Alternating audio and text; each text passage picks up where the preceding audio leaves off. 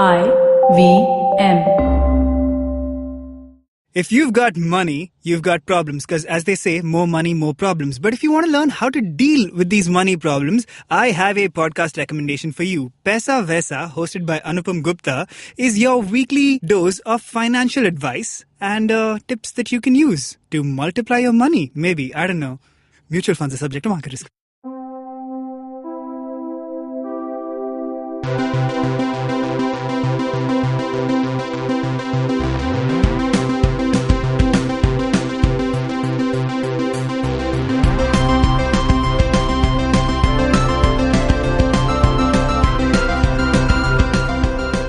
Hello, old chums. Destiny has brought us together once again for the Geek Fruit Podcast. I refuse to make any of those sounds. Well, greetings, you nerds. The person making the sounds was Joshua Thomas, a special guest on today's episode. So welcome to the Geek Fruit Podcast to Josh. Hey. And to you, dear listener. And to a couple more people. First off, Naveen. Hi. Producer par extraordinaire, stand-up comic. And Siddhant. Pretty much a normal dude. I'm just here now. As am I, just here. I I mean- think at this point we've moved away from being the stars of our own podcast. I mean, I'm an auxiliary member at best. We're all auxiliary members. Yeah, I'm like Spider-Man on the Avengers roster. When everyone's gone, they We're call on the me bench in. idly. Yeah, The yeah, reserve. pretty much the reserve group. Perhaps we're much like the tick in the tick, where we're in the title, but we're not necessarily at the forefront. Oh, what? Are we jumping right in? Are we Now jumping? we're jumping this is, right this in. Is like, Going for this. It's like in WWE when So- the two wrestlers in the ring, but one guy just jumps out of the crowd and hits everyone with a bat or something, and everyone loses their mind. With a metal folding chair. This has always astonished me Metal about folding WWE. chair, yeah. Why do you have metal folding chairs? You're WWE. You can afford better chairs. Dude, it's all about being practical. That You was the should part never of the lose 80s that. aesthetics that kind of stayed. Yeah, you should never lose your practical roots. I feel like if you did WWE in India, the equivalent would be like those thick plastic Neel Neel Kamal Kamal chairs. chairs. Yeah. Like Those flying whack straight him, along. whack him with a Neel Kamal.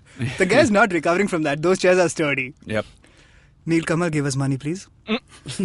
Anyway, today we are talking about The Tick, which is a long-running superhero franchise of sorts. It was created by Ben Edlund in the early 90s, late 80s, as a parody of sorts of superheroes. Not of sorts, like an outright parody it's a of parody. superheroes. It's quite a parody. And it was almost Yeah. the perfect moment for something like that because I feel like the early 90s were a very self-important, self-serious time That's in comics. And that's Yeah. what's important to understand, because I think right now we are so used to spoofs and parodies and self-reflection and referencing things all the time, because that's how things work now. But in the 90s, not many people were doing that. Like, Yeah. there were parodies, yes, but they weren't focused in this manner. Like I think how this especially is. in that brief little window. Like this Yeah. this is a pre-Batman and Robin world. Exactly. I mean, and so Deadpool still exists-ish at this point, but is Yeah. not anywhere near the Deadpool you know. Yeah. So, this tells you exactly how old the Tick is in its inception. And frankly, it's gone through so many different people and so many different takes that the one we're at now has almost no expectation. It's a very, very strange character and a strange franchise. Well, so it existed as a comic strip at first, became a series of comic books. Then it was an animated series. Then it was a sitcom-ish TV show. And now it's almost like a cable drama. It's on Amazon. But it's been created in It's a cable drama for people with ADHD, I think. Pretty much. It's the fastest arc I've ever seen unfold and finish Yeah. on any form of television. I feel like it felt like a half It season. felt like a web No, series. there are 4 more episodes coming out though in Yes. November. Yeah, So- I'm fine with that. But Yeah. the point is, if it ended here also, no one would know Yeah. or be the wiser. I had honestly. like a nice feeling ki, this was good enough. It was, Yeah. For example, I started this as a weekend binge. Yeah. So like how you plan Yeah. a weekend. Wow. And then, The Tick all evening, the Tick. Yeah, then Friday Yeah. night I started and it was done by Saturday morning, which was like at 1 a.m. on Saturday morning. I'm Yeah. like, shit, I still have to like... Oh, it's that's the what you meant by weekend. Saturday morning. I thought, like, how did he take like more than No, 2 no. hours on this? It's like, Because it's this is- literally 2 hours long. Friday 10 Yeah. p.m. to Saturday 1 a.m. Yeah, and the show was exactly. over. This is One- 6 episodes of less than 30 minutes, which in I mean, after binging through the Marvel shows and stuff, this is like, Nothing. it's like when a marathon runner suddenly kind of just has to like jog 200 meters down the road. You're like, oh, I'm done already. Yeah. This is easy. Yeah. Well- Josh, you went in with knowledge of the Tick beforehand? I went in only seeing an interview on Stephen Colbert, and I had no idea, about the previous iterations of the character and all that. I just went straight into it, and I didn't enjoy it that much. No? So Because- what were you expecting when you started watching? So it was definitely funny. I enjoyed like the humor of it and all, but none of the characters were like super endearing, Or like No. we spend. That's actually exactly the problem with it, but we'll get to that eventually. I Yeah. think we should also talk about why this happened to people who watched some of the earlier things. And here's the key point about the Tick, okay? It started out really as satire, spoofy, whatever the hell. But it's always been a kid's comic. And the first TV show, animated show, was a kid's show. Yeah. Like, it would come after the X-Men on Saturday morning. Like, you could watch it. We didn't even know. We had no idea about any of this stuff. Like, I was like 9 when I watched this show. And I got that they were making fun of other people and that what was happening on screen wasn't exactly important. Because you had, and I'm assuming all of you guys know Patrick Warburton here. He Yeah. is the The- Tick. he's- He's literally the embodiment Embodiment of of- the Tick. yeah. Pretty much, because that's his voice sort of is what defines him And as the a frame. I think anybody Yeah. who plays the Tick has to be the Yeah. right big, frame. Yeah. big, huge kind Yeah, of dude. yeah. And and he has to have like amazing command over this booming personality, if you will, Yeah. The character itself is just some kind of catchphrase machine. And the Tick never had a character or a motivation or a storyline or anything. You literally have to act the life out of it. Yeah. So anytime the Tick is on screen, it's just watching a sugar rush happen. It's just there's no need for any of this, but he's doing it. He's gonna say all these long-winded, extremely long catchphrases, and you're gonna laugh because everything's happening around him. He's still not noticed yet, and it carries over. So this really too smart to be a kids show Yeah. is played by this guy who clearly has found his niche way too early. And then now the rest of his career has kind of played out that way. And you had him, he was also in the he was in the live action Yes. version of it as well. I Yeah. didn't see Which is any of again that. perfect. I But actually no, his didn't see costume was the worst actually on that. Yeah. Because it showed the entire face because just like a big covering up of the Yeah. sides. Yeah. And only the face visible. And there was Yeah. like- But then, like the live action, the 90s, was it 90s? I think late 90s. And Late Andy 90s never live action moved series. actually. And Yeah. they never moved, yeah. But it was the most sitcom-y version of the thing possible. Like Patrick Warburton rose to fame initially on Seinfeld as Yeah, Buddy, yeah. and it was basically a superhero Seinfeld. Yeah. There was a villain of the week kind of thing. I saw more of that than I did of the cartoon. Okay. I didn't know the cartoon existed, and I didn't know it was Patrick Warburton doing it. Yeah. So I actually went and looked up some clips in preparation for this episode from the cartoon, and I get what you're saying, where it's a kids show, but it feels to me like one of those very self-aware kids shows where Yeah, it's made in Yeah. all right kind of camp, but also has this whole air about it. I found it hilarious watching right now. Yeah, yeah. And there's this amazing section where the villain was apparently the world's most comfortable chair, where the Tick sits down in the chair and he's like, "Oh, this chair is too comfortable. I can't superhero anymore," which is just a genius idea. Yeah. So basically, in India, all the kids would get Fox Kids. There was a thing used to come on Star Plus. So that was where we first got to see the Tick. And as a kid, I would never understand what's happening because obviously this was again after X-Men, right? So Yeah. we'd watch all these superheroes doing all these crazy ass stuff, killing villains and everything, and this guy just roaming around the streets with Arthur and having long wide conversations about random shit, and the whole thing where he has to superhero land and he falls down a building and he's like, I'm gonna hold this American flag and I'm gonna land safely, and then takes the flagpole along with him and crashes on the ground. And it was quite funny, the idea about the Tick being just doing nothing. It doesn't even he does not even come to anybody's beck and call, but he's always around, for someone who needs him. For Arthur, Or even if they don't need him. yeah, he was just he's He's just there. He's He's there. just always there. So it's hilarious to watch him on screen, and I think Yeah. they did a very fair transition from the books and the cartoon to the current version, which is on Amazon Prime.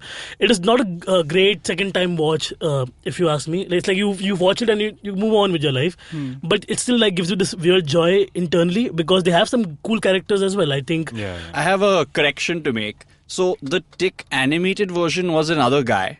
His it name wasn't is Patrick. Townsend Coleman. But I remember Patrick Warburton has voiced him animated in later things Really? that have like sort of just referenced Patrick, called back Patrick Warburton's Again, I think this thing. is because Patrick Warburton literally is the Tick. Because it showed up. I think he did it on Robot Chicken as well. He okay. had like a random Tick sketch where, if you've seen Robot That is Chicken. like the double parody. Sort of. It's just like, but that's so classic. Like it's exactly what you'd expect out of Patrick Warburton and the guys around the Robot Chicken, the Tick. And I know that this has followed him around because I've seen whatever shows that employ Patrick Warburton and all. They have him pegged as the Tick first, and as a character actor, one or two things follow you around your whole life, and this is definitely one of those for him. This, though it might be a chicken and egg situation, I actually think Patrick Warburton is just like that in real life all the time. Yeah. That's the guy. Maybe, and that's the problem that faces Serafinowicz right now, Yeah. because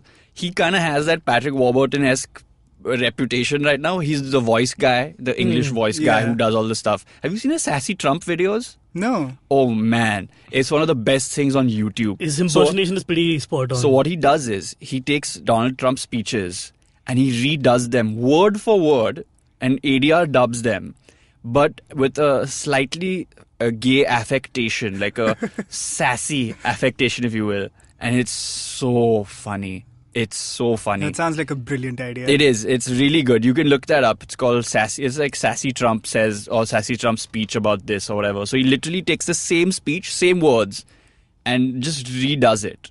This Like he just dubs over Trump. This is an interesting point, considering Serafinowicz is doing that, because what place does the Tick have today when we have so many parodies and like the leader of the free world is literally pretty much the Tick? He's a In a way, pompous, self-important guy. Yes. In a shooting different off- direction. In a if you different will. direction. Yeah. Like maybe an evil version of him. So this is where we find ourselves. The Tick is a character with quite a legacy behind it. It's beloved, especially by people who saw it when they were kids. And the live action version was, aside from like making Patrick Warburton like the Tick, it was loved by many people just because it was such an irreverent, weird show at a time when there wasn't enough of that. And another interesting thing about the Tick is that Ben Edlund, who initially created the character, like in college, I think, has been a part of every edition of it in some way or the other. Like in the Amazon Prime version, he is like front and center. I think he's pretty much driving the whole thing. So I think he's ensured that every time it's done again, it's tweaked slightly to fit the time. So I think the other thing that everyone misses, including me and whoever gets in touch with this franchise at all, is the Tick is not the point of this. Yeah. It has always been Arthur who is the protagonist, and the Tick is just there. Like it's called the Tick, yes. He's there, yes. But Arthur now has but a it's more... Arthur's story. No, it's always been Arthur's story. It's been Arthur, but it's the fact that Arthur is someone who he plays off of. Exactly. Like he just has this character, but then this time they gave Arthur a backstory with his father. Whereas and everything. previously it was Arthur's there, he wants to do something, and the Tick wants to do something completely different, and he ends up having to do that. Yeah. And then somehow roundabout it comes back to Arthur, and then he resolves his issue or problem, or he doesn't. Like Arthur's always been like essentially an audience surrogate character. In a way. It's like he's the more relatable guy. He's a He's the straight man, Yeah, he's a straight man. as they say. But that's the beauty of this relationship as well, because he's not an archetypical straight man. He has all these issues. He's a complete pushover. He barely voices himself in any of these things because he's just beaten out by this bombastic, huge character taking up all the Quite room. literally. And he really does, and he really pushes him around, and it's funny. It's so damn funny. It's hilarious. Yeah. So, we're going to go into the 2017 edition of The Tick, and we'll talk about the characters, what we think of how it fits into today's superhero landscape, and a lot more. We're taking a break now, old chums. Hi, I'm May, and I'm a huge fan of the indie music scene in our country. A scene that's relatively underground, even though it sometimes speaks its head overground. But there's no shortage of talent, and I get the privilege of interviewing some of the most awesome musicians on my show.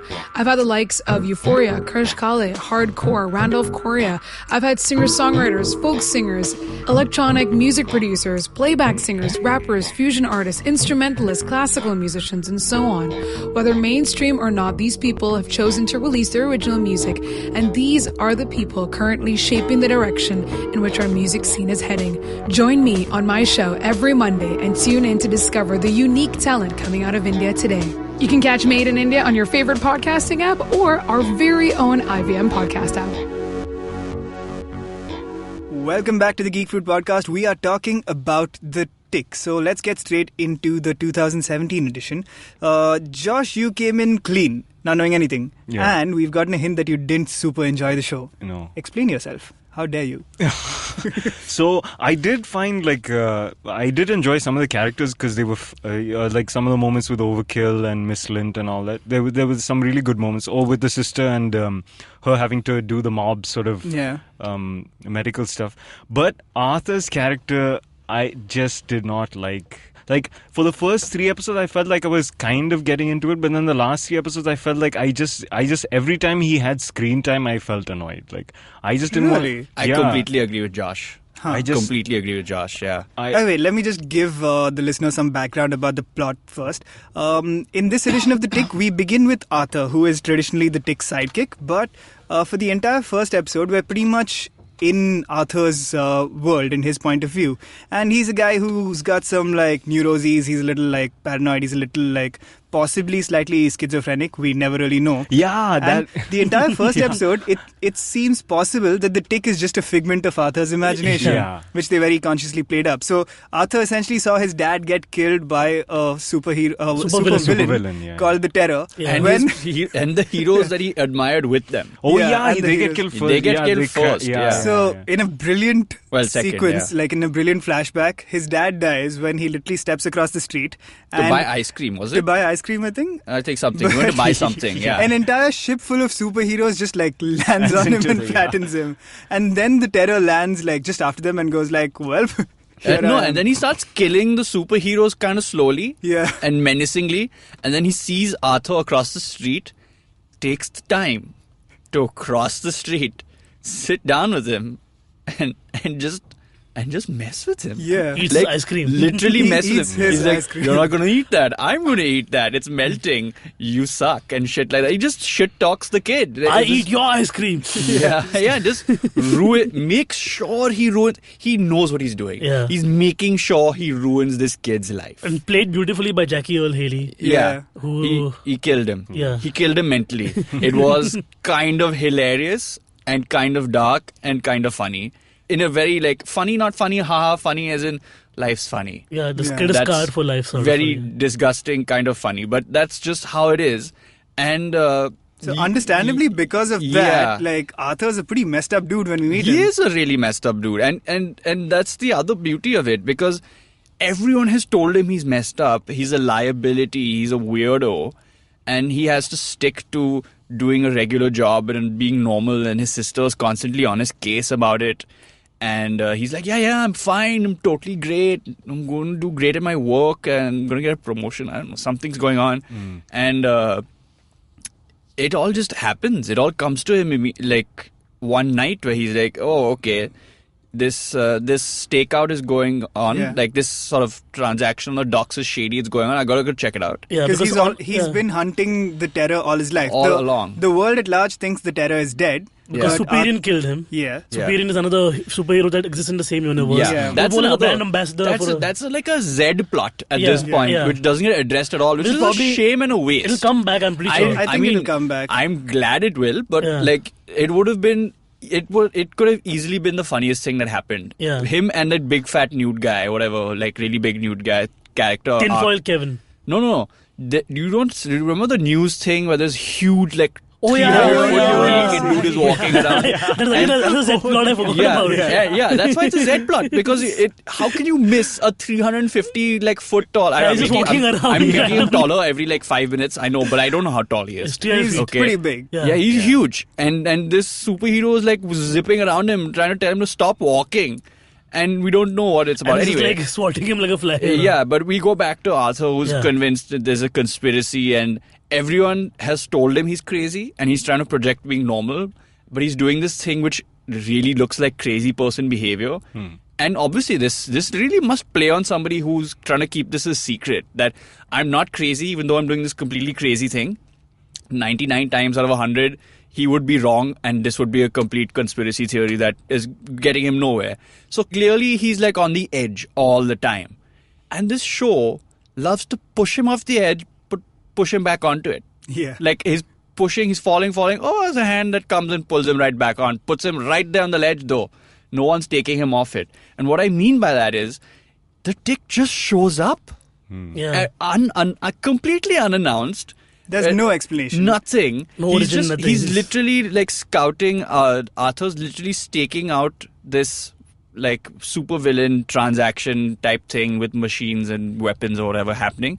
And he's like, okay, this has confirmed everything. I'm going home to be like a totally normal dude. And then the Tick shows up and goes, yeah, let's go, chum. Let's destroy them or something. And Arthur's like, no, we want them to go so we can find out where the terror is, so we can find him. And the Tick's like, yeah, we'll do that also. And then just runs off and starts this whole thing. And that's literally our introduction to the show. Yeah. That like 2.5 minutes scene is the show, effectively. Like the Arthur wants to do one thing, the Tick wants to do another thing. It really doesn't work out in the end, but here we are, Yeah, for the rest of the 6 episodes, it's essentially Arthur trying his hardest to resist falling into the world of superheroes, and the Tick basically just going like, this is our destiny, this is what we're supposed to do. And we're the best for it. And we're the best for it. Like, this is meant to be. So this destiny thing also like a parody of the superhero lines where they're like, I was born for this. If I have this power, what should I do with it? And they keep on playing that over the top because then you're like, let's just get done with this. Like, But talking of all these Z plots, it brings me to the tone that the show takes is very different from what you'd expect going in, because the funniest stuff is around the fringes, and the tonality of the show is pretty dark. Like, it's funny, but not in a haha way, more in like a, that was funny kind of way. Kind of like Kick-Ass, I feel. I think this is also because of how Amazon pilots in particular are produced. Unlike Netflix, everything's not commissioned in one shot. They have a literal pilot season, like most TV shows. So the first episode of The Tick came out like a good year before I think the series was finally completed. Like the first 6 episodes came out. So they needed like a hook, because the people literally vote on what shows they want to see go to series. So they end it on this like ambiguous note. Whereas the next 5 episodes essentially like just take off one after the other. You can binge them in one shot. Whereas this, there's a clear like full stop and like a what will happen next on the Tick kind of situation. Yeah. So what did you guys think of the characters? Particularly, let's talk about the non-Arthur and Tick characters. Yeah, we could get back to those. Miss Lynch was my favorite of all. She has such a crazy vibe to herself, and like she's living with a crazy jock guy who's her husband, who's her ex-husband, and is staying with her, and she's like committed to terror, and she's also like waiting for him to come back, sort of, because she was his right hand. Yeah. But the best part about her was like when she goes to Arthur's house, and he opens a vacuum cleaner bag and throws it on top of her. Yeah, that was because this is so much lint in one bag. Yeah. And she's like, why me? So some very funny gags which don't even like spelled out. It's just like it happens and you have to be on board with the idea. Yeah. But that's definitely the I think that's the strongest point for the series is those jokes. Yeah. Like the big man. It's very funny. Yeah. It's very funny. It's just, but the character arcs, like you said, this woman, it just becomes aimless at the end. Yeah. The Tick's character arc kind of goes nowhere. Overkill is just in the same thing throughout the series. Yeah. They're all kind of waiting for something to happen. I kind of feel like the entire like 6-episode arc that we've seen so far essentially just like moved a bunch of pieces into position, and we'll actually see the start of it now, which is fine. But 6 episodes is also like a long time to do that in. Yeah. This is smacks very much of Netflix Marvel, which is not what you need to do, Amazon. You're your own guy. But it's actually like this should have been like a single pilot, if you ask me. The entire, like at least what the characters arc plays out as. Yeah, it's what did 2.5 hour runtime at best on a good day. Like you can count that as 2.5 hours. I agree. Give us a 1 hour episode of this entire arc, and then we can move on. Like, get into and even that suit was the most like irritating thing. Like every time he had to wear it, Arthur's, no? Yeah, it was frustrating. Suit. It was really tried frustrating. to make it like very Iron Man-ish Russian language coded. It was just like it was just boring. It was dumb. And the CGI in the flying scenes is pretty bad. I was noticing it. I watched that episode again. A lot of effects were rubbish. Yeah. Like some of it is good. Yeah. Especially the warring between Miss Lint and the Tick. Yeah, And her that- stuff was great. Yeah. Her electricity stuff was great. Or how everyone like blows up basically when they die is great. Yeah. Like they do that stuff well. And if you see the cartoons, like Tick jumps around a lot. Like you see does, a lot yeah. of shots of him basically on the rooftops. But here it happens only once, where he's like basically in Arthur's office and he's like, okay, I'm gonna go, and then he just jumps off the things. yeah. But also, I mean, this is like a big spoiler. The ending with the bus. Yeah. That was so anticlimactic. Yeah. I Yeah, mean, it was dumb. I was just waiting for it to finish once the Yeah. sequence started. It was just like. It felt like at that point, it kind of like just accidentally went into traditional superhero territory. Yeah, And exactly. they didn't know it also. Yeah. It's not like they planned it. They didn't know that they did this. The writers I'm talking about. Yeah. here. They it feels like that. It's like, wait, y'all are doing this also now? The issue is like know? when you've set up the entire show as this like very self-aware parody, Yeah. and then you do the thing you're parodying with no layer of irony or like a meta winking to camera at the least, it kind of feels like a betrayal. Yeah, the That's a hilarity heavy would have word, been like but if they yeah. had to like hold a bus from the bridge hanging towards the river, and then they just lose the bumper and then just so the bus Yeah. falls down. That would have been hilarious because that's subversion of it. Then they Yeah, can still go and fair save enough. them. Yeah. Exactly. But It could've been- at least do something like with the trope, like because the this- audience boos them for 5 minutes, then they it's like Superman stopping an airplane middle of the ground and stuff like that. It's just Yeah. pretty much Yeah, the it same. went into Yeah, Superman yeah, territory. yeah. Whereas it should have been in the opposite. Cool. Let's take another break. We will get back and talk about what we enjoyed and did not enjoy, the ticks and crosses, if you will, for the show. Nice. And since it's coming back pretty soon, what we expect to see and what we hope to see, because there's definitely some good stuff here on the other side of this break. Long, long ago, not in Bethlehem, but in a place nearby, there was a wonderful birth of a huge show, which I like to call Cyrus Says, a show that encapsulates everything in human history, from the first Homo sapien to the last Homo sapien, who's traversed the entire world and then come back to India. This is a show which tells you everything about everything. If you want to know, avoid Google, come to us. It's called Cyrus Says. Get new episodes every Monday on the IVM podcast app or wherever you get your podcasts on. You get one banana water free with every podcast. Right, I'll just check that.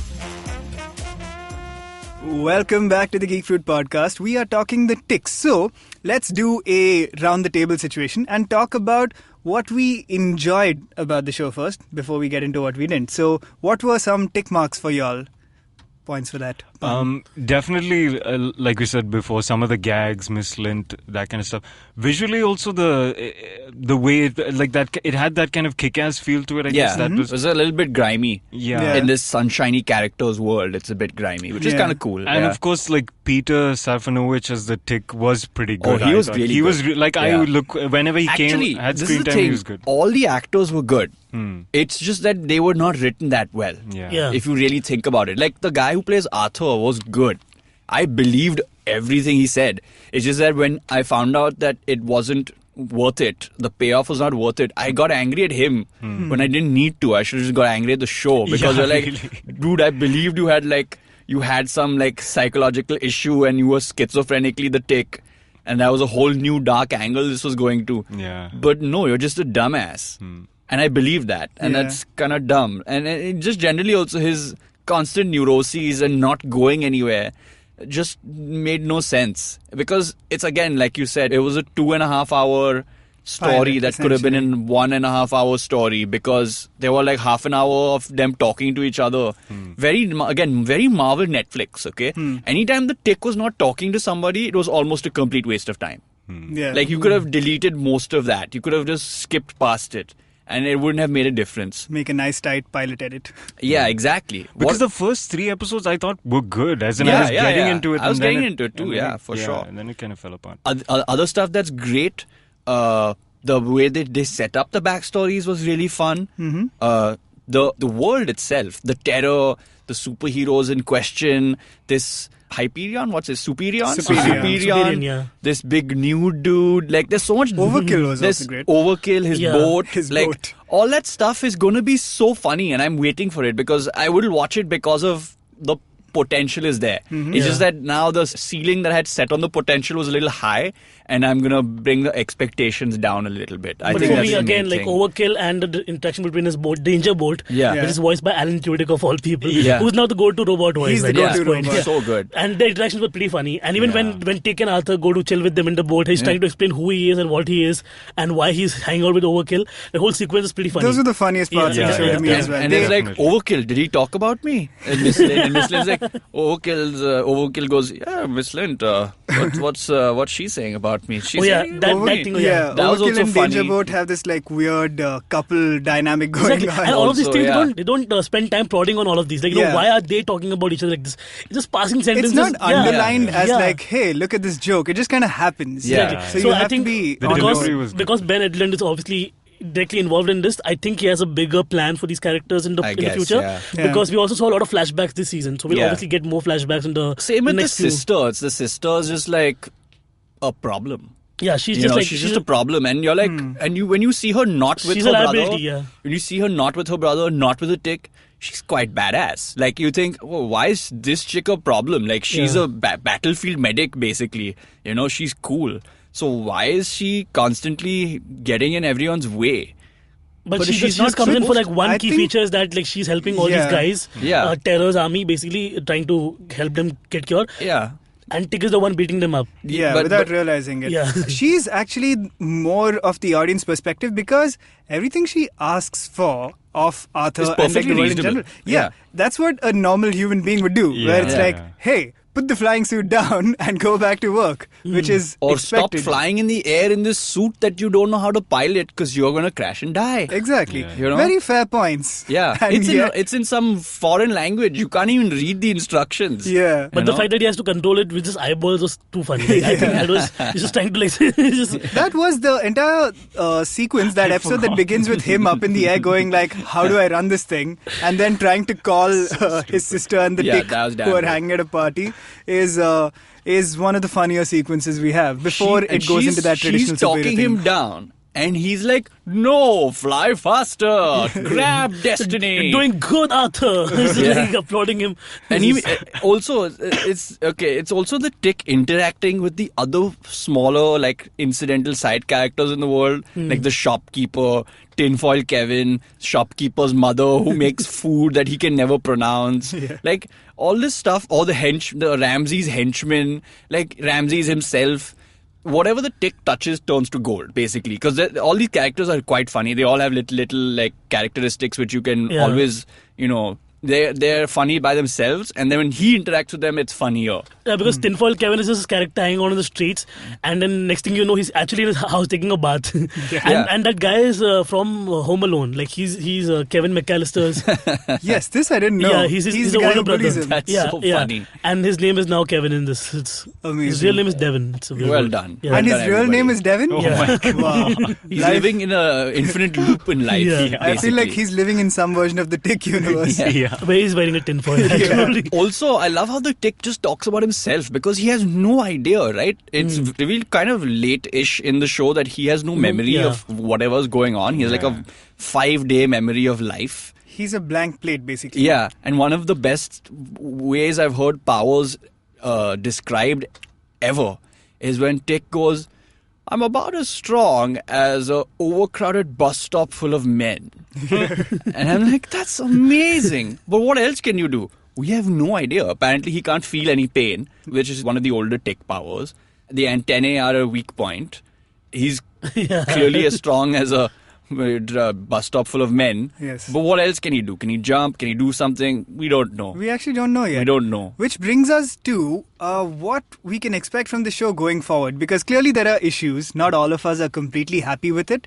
But it can go in some very interesting directions. It So there's a can, lot yeah. of questions up in the air at this point. The Tick is essentially Jason Bourne with superpowers. But I'm pretty sure or that with he more has superpowers. He Yeah. probably has some history with terror or somewhere like he was probably a Definitely. superhuman enhanced form of like some kind of manifestation, and they used him to do something bad, and he lost his memory, and now he's doing good And because now he just, like, oh, I have all these exists now. powers. Probably go back there. It's not Jason Bourne or Lucy or any of those like Alias type shows. It's the opposite. It's this goofy teddy bear has awoken with deadly skills, effectively, you know, and he knows he can do whatever he wants with it, but he doesn't want to and he doesn't care.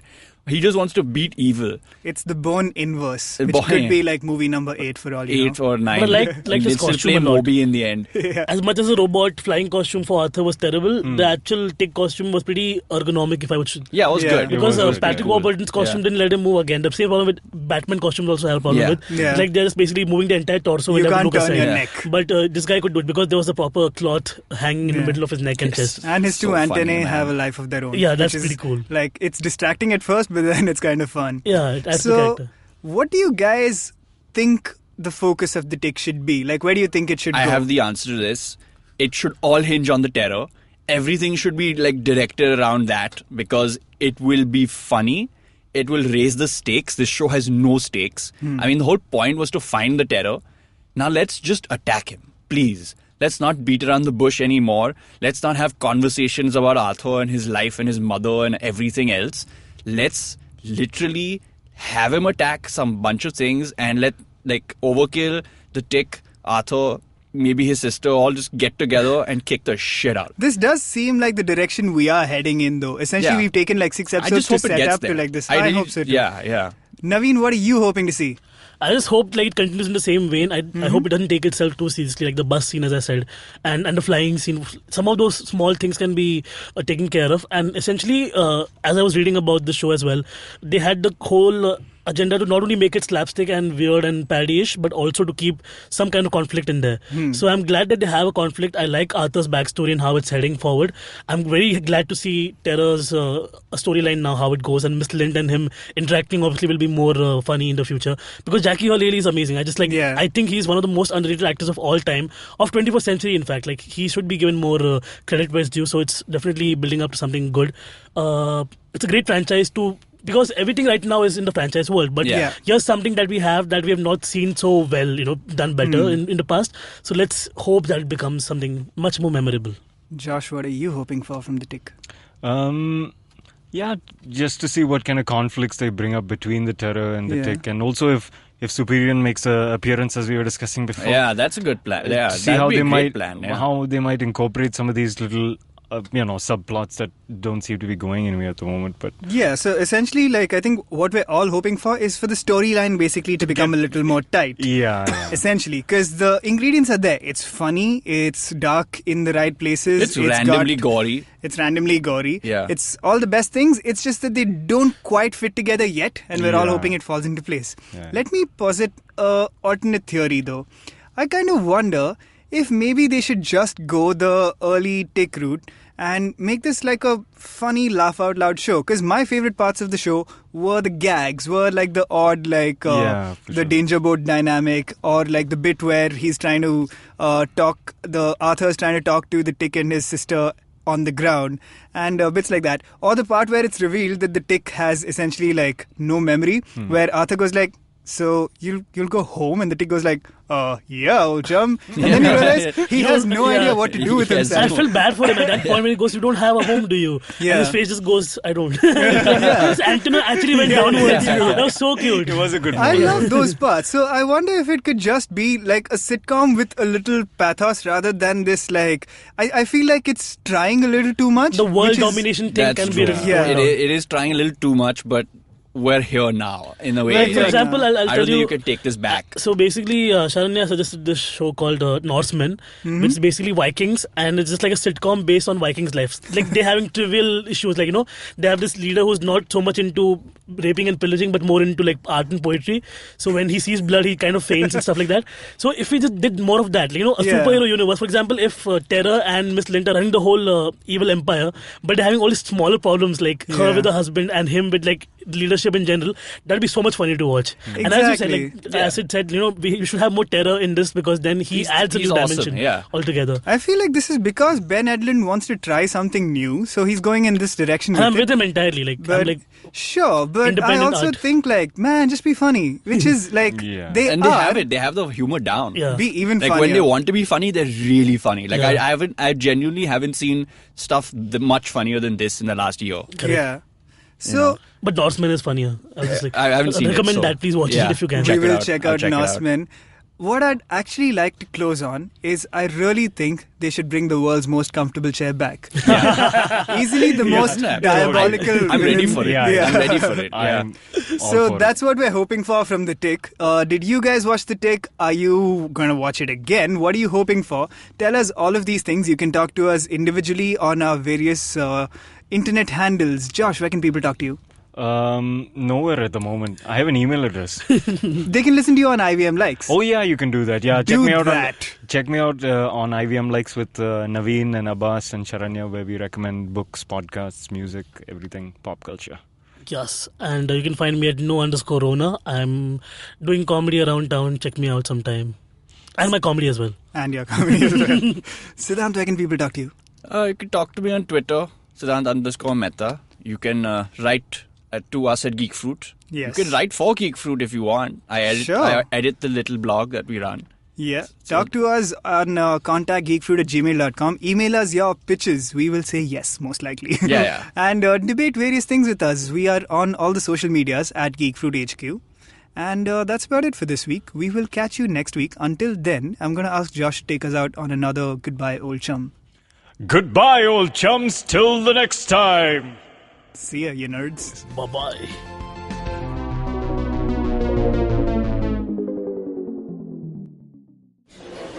Excuse me भैया, excuse me, बोलिए madam. Menu में क्या है? Menu में scene unseen है, podcast है, on course है, Cyrus है, mayor in India, rediscovery project, empowering series, sex wax है, IVM लाइक्स है, सिंप्लीफाइड है, कीपिंग इट क्वियर है, थिंग्स एंड डेस्टिनेशंस है, माय नेबर जकरबर्ग है और द फैन गराज है. आपको क्या चाहिए? एक बार रिपीट कर देंगे क्या?